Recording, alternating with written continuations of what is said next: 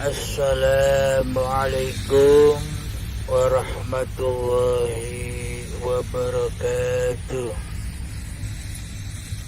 Bismillahirrahmanirrahim. Allahumma salli ala sayyidina Muhammad wa ala ali sayyidina Muhammad. Rabbi israh li sadri wa yassir li amri wahlul 'uqdatam min lisani yafqahu qawli. Amin. Bismillahirrahmanirrahim. Idza sa'alaka 'ibadi 'anni fa inni qarib. Dan apabila hamba-hambaku bertanya kepadamu wahai Muhammad tentang aku, maka jawablah, sesungguhnya aku sangat dekat.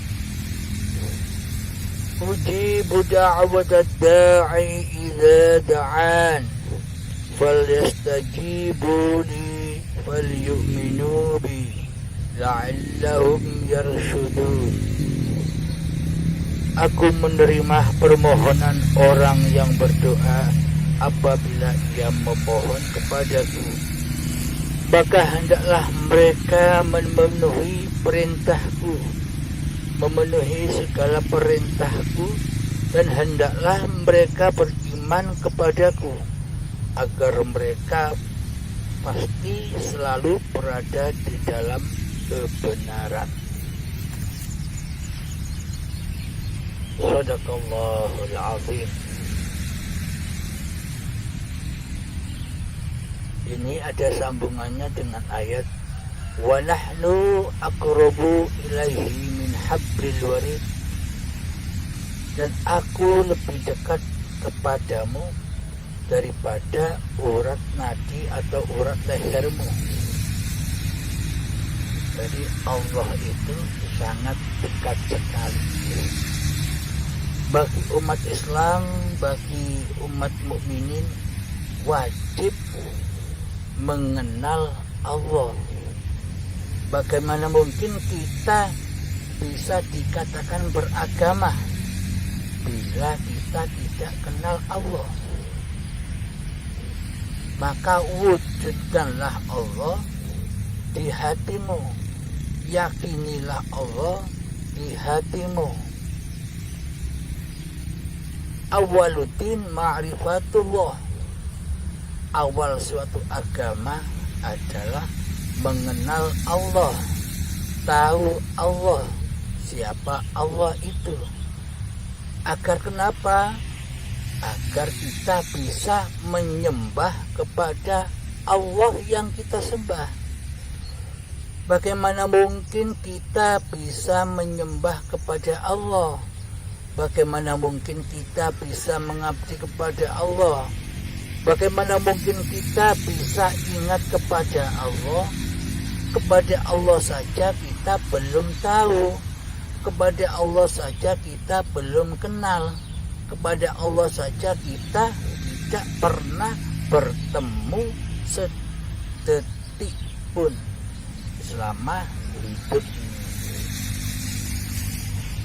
Demi Allah, jika kita tidak mengenal Allah yang kita sembah, maka seluruh ibadah kita, seluruh persembahan kita, seluruh pengabdian kita akan tersesat kepada selain Allah. Maka dari itu, wahai umat Islam atau orang beriman dan umat yang beragama, kalian semua meyakini bahwa Tuhan itu Maha Esa. Bagi orang-orang yang bertuhan, bahwa selalu meyakini bahwa Tuhan itu Tuhan yang Maha Esa. Bismillahirrahmanirrahim. untuk mengenal Allah, kita wajib mengenal sifat-sifatnya juga. Wajib kita mengenal Allah jika kita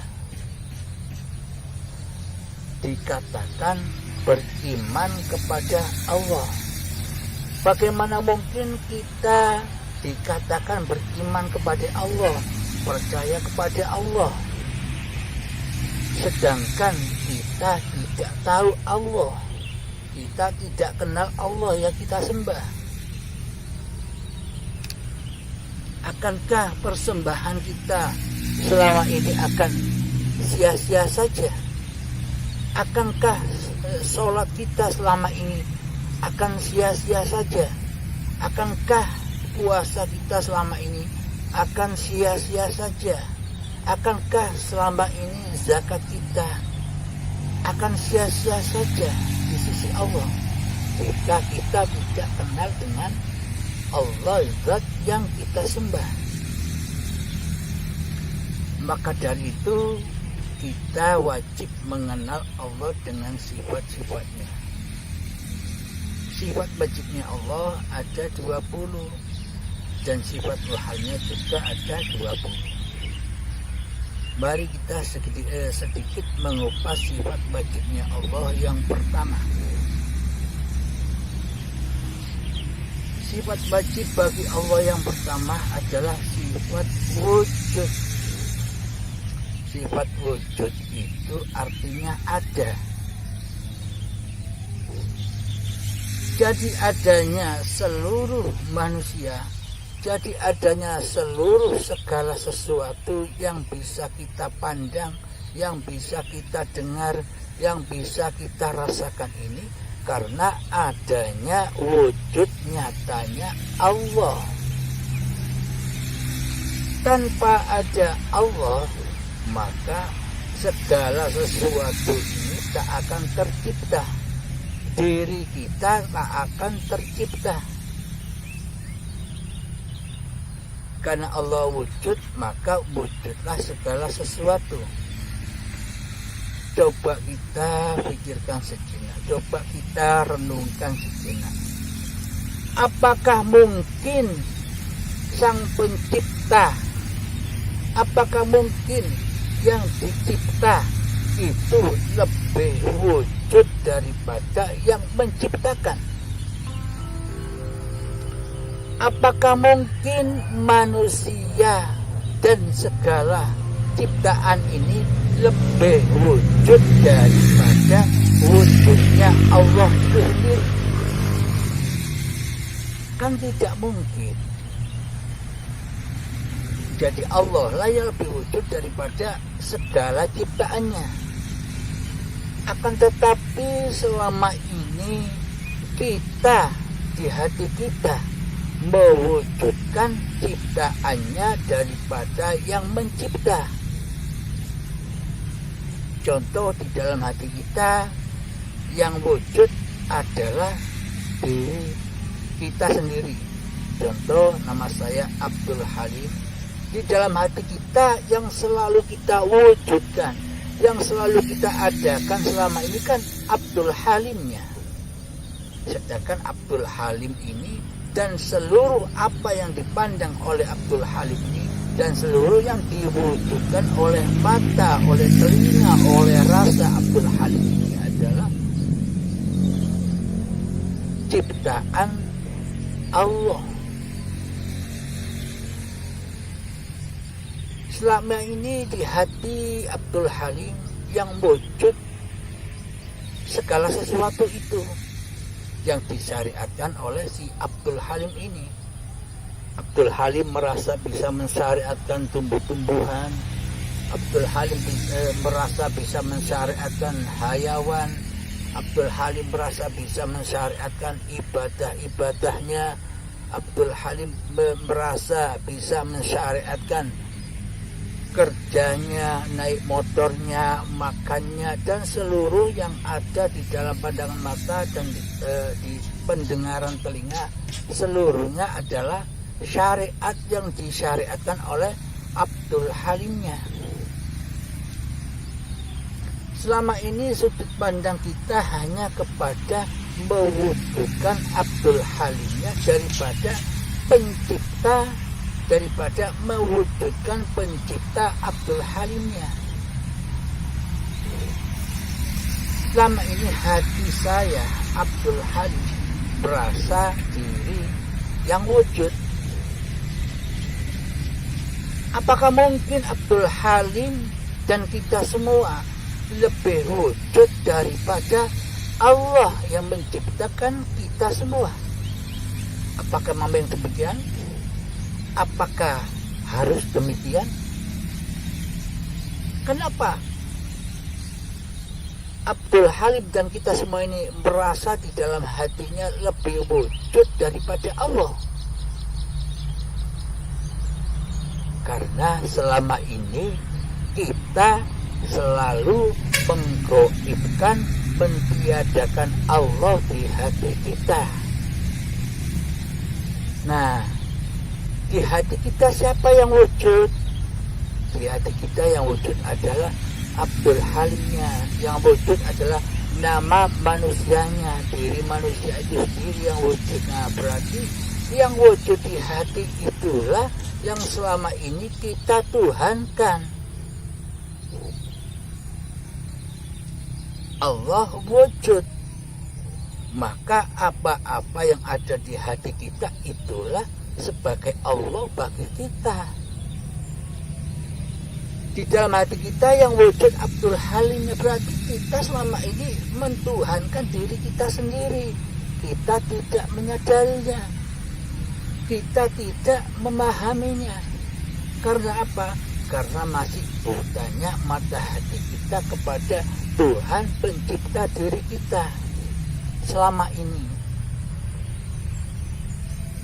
Karena kita hanya kenal nama saja, nama Tuhan namanya Allah. Akan tetapi kita tidak pernah mencari siapa sejatinya yang punya nama Allah itu. Iman kita, percaya kita, akidah kita hanya kepada mentuhankan sebuah nama saja. Akhirnya di dalam hati yang wujud bukan Allahnya, yang wujud malah diri hambanya yang merasa mempunyai hidup dan badan ini. Apakah memang betul hidup dan badan ini miliknya hamba, miliknya makhluk? Nah,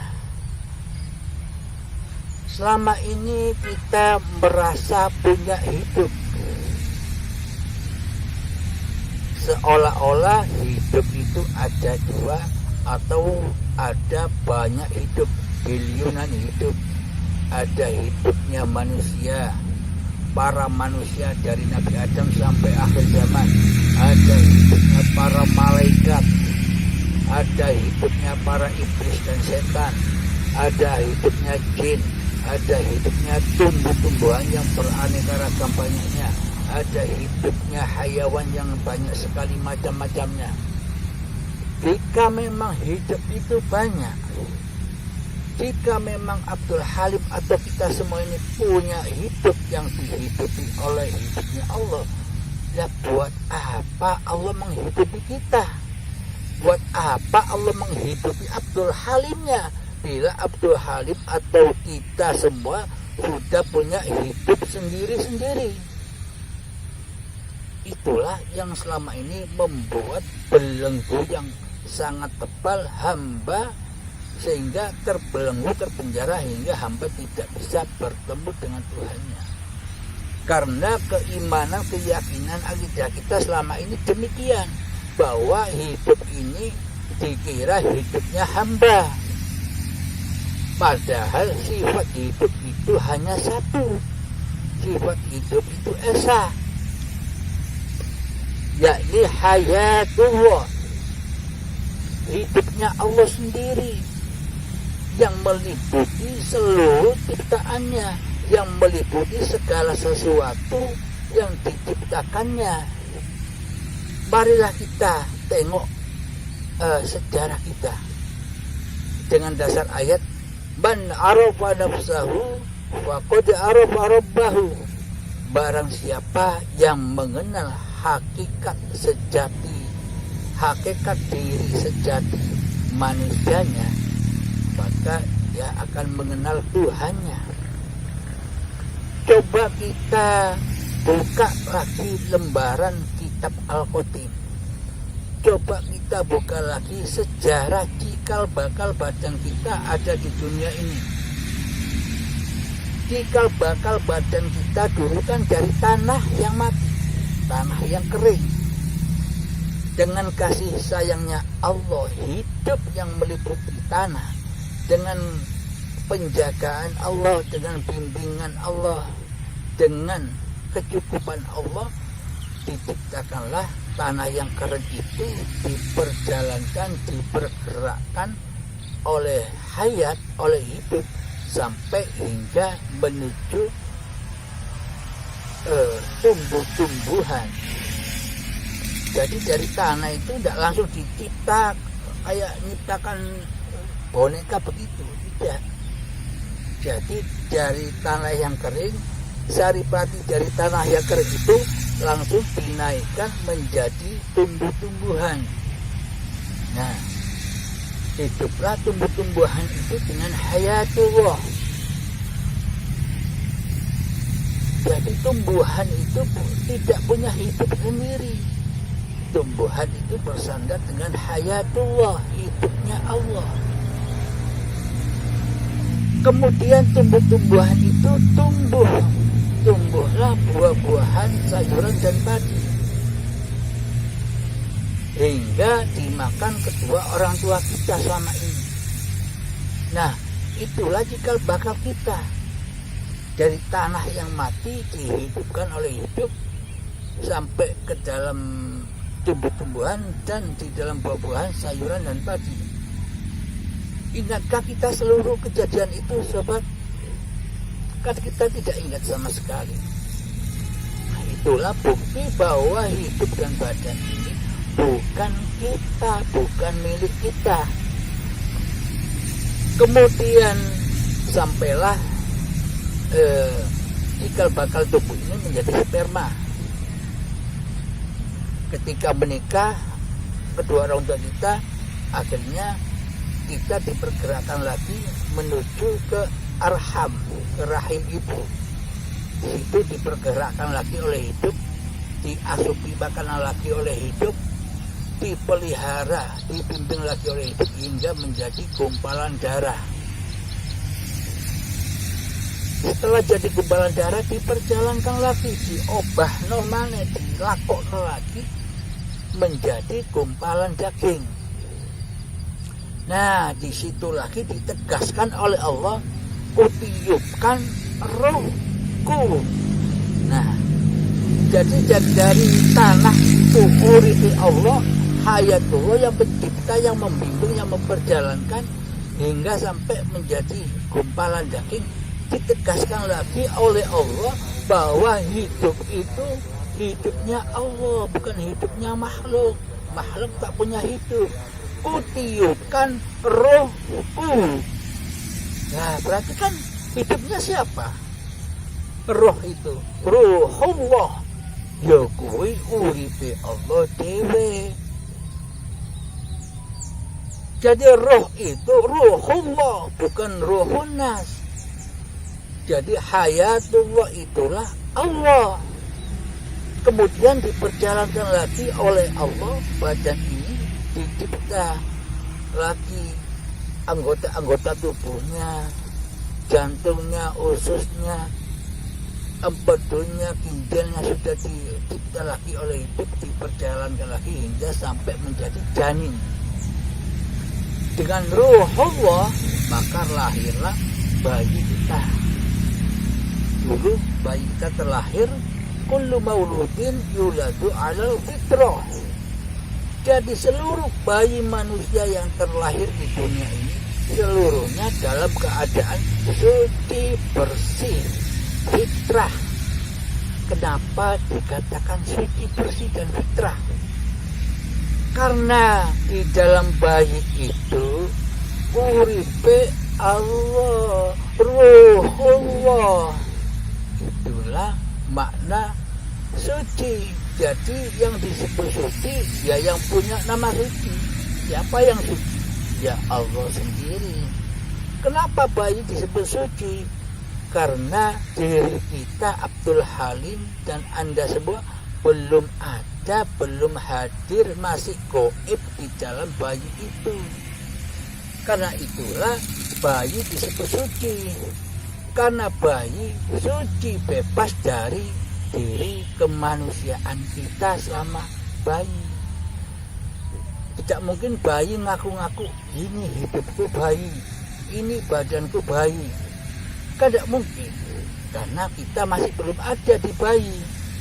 Karena itulah seluruh bayi yang terlahir dalam keadaan suci, bersih dan fitrah. Karena itulah al-wali. Karena di dalam itu bayi itulah hidupnya al-wali. Ya Allah dewe, uripe Allah dewe, hayatullah. Maka dari itu sesuai ayat tadi, wa idza sa'alaka ibadi anni wa inni qarib. Dan apabila hamba-hambaku bertanya kepadamu wahai Muhammad, maka jawablah, sesungguhnya aku sangat dekat. Dekat sekali.